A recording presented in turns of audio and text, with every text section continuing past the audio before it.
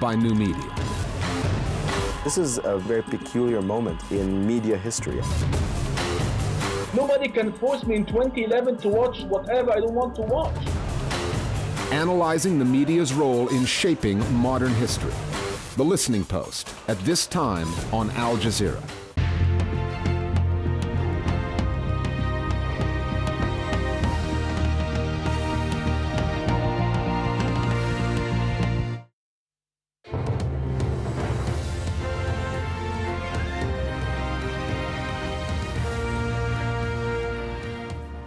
Hello there, 1900 hours GMT, 9 p.m. in Libya, where chaos prevails.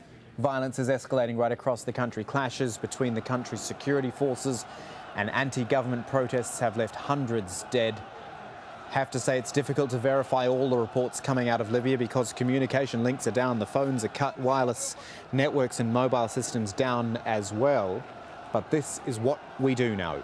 Live rounds have apparently been used against protesters in Libya's capital, Tripoli. Reports that 250 people have been killed there on Monday alone. Only a report, but up to 250 possibly. Then the reports of airstrikes on anti-government demonstrators in Tripoli as well. But Libya's leader, Muammar Gaddafi, appears to be losing control of his armed forces. Two senior Libyan Air Force officers flew their fighter jets to Malta. They defected. They say they were ordered to bombard protesters in Benghazi, Libya's second city, and they refused to do it. Not just Air Force officers deserting Gaddafi as well. As many as 7 Libyan diplomats around the world have resigned. And Libya's deputy ambassador to the UN spoke to us here on Al Jazeera, called on Gaddafi to step down immediately. But what about the man at the centre of the storm? Well, Britain's foreign minister claimed Gaddafi left the country, went to Venezuela. Libya's deputy foreign minister, though, denied that. So too did the Venezuelans. All this as his second eldest son, Saif, announced he has set up a committee to investigate the incidents taking place in the country. All of that has happened in just the last 3 or 4 hours. Gives you an indication of how fast the situation is moving in Libya at this hour. We have spoken, before the phone lines went down, I should say, to a witness in the city of Tripoli who described a very dire situation in the Libyan capital. Have a listen. What we are witnessing here today is unbelievable. We have never seen anything like this before. Now there is an aerial bombardment all over the city, even in the alleys. In the Fashloon neighborhood, our neighborhood where I am, there is an aerial bombing, intense shelling. This is a very small area with a population of no more than 10,000. We try to help the injured people, but there are too many of them, and anyone who dares to go out to help is being shot at by mercenaries and snipers.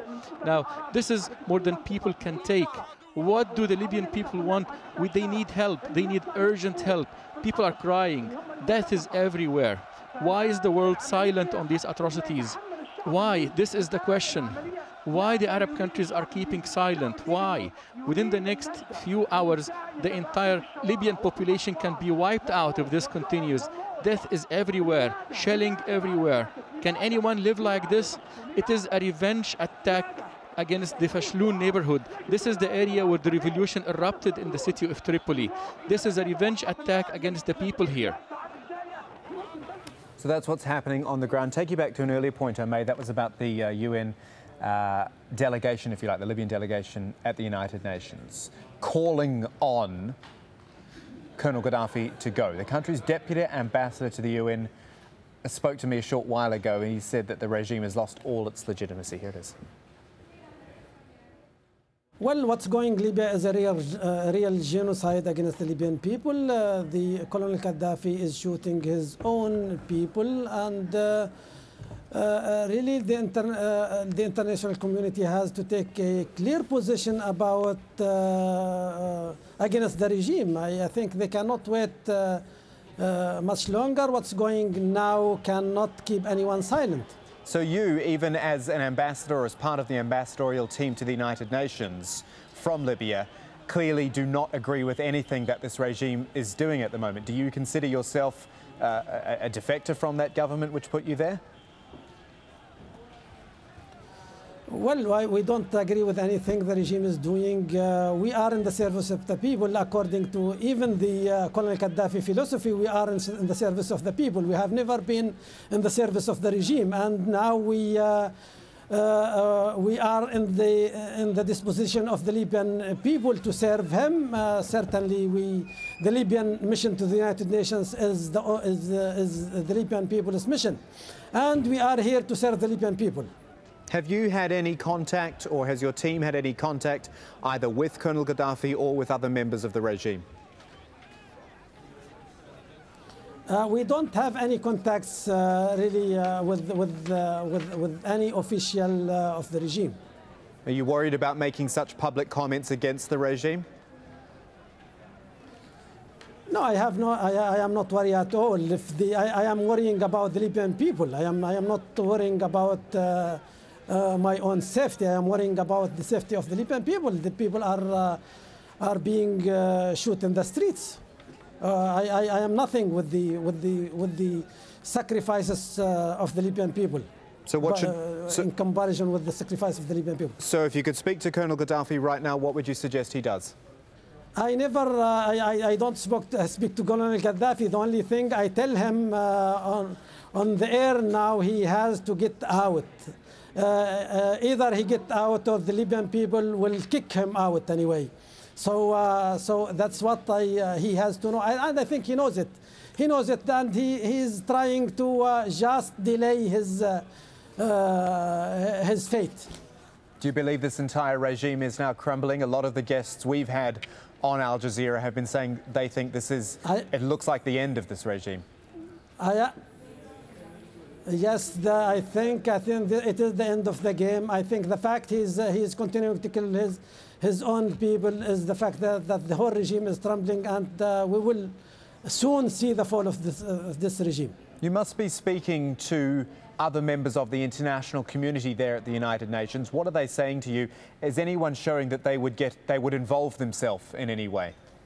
You know, it is a holiday today in the United States and the United Nations. Also, we don't have much contacts with the members of the United Nations, and certainly we will try our best to have something done by the United Nations to stop this genocide against the Libyan people. So it's interesting, isn't it? That was the deputy ambassador, Libyan deputy ambassador to the United Nations, basically distancing himself entirely for the regime, saying we are with the people, we are not with this regime at all, and it should leave. So that was some reaction we had from New York before. Also heard reaction from the Arab League. Secretary General Amr Moussa said he and his colleagues are extremely concerned.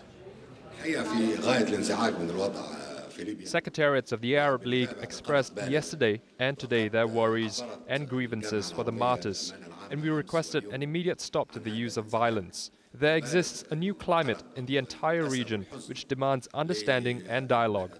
However, it does not demand confrontations, and this needs to end, and end fast. Let's put it all in perspective for you and show you the map, which will hopefully zoom in. There it goes. Taking you down into Tripoli to show you where some of these places are that we talk about. Green Square, first of all, the centre of heavy clashes between government forces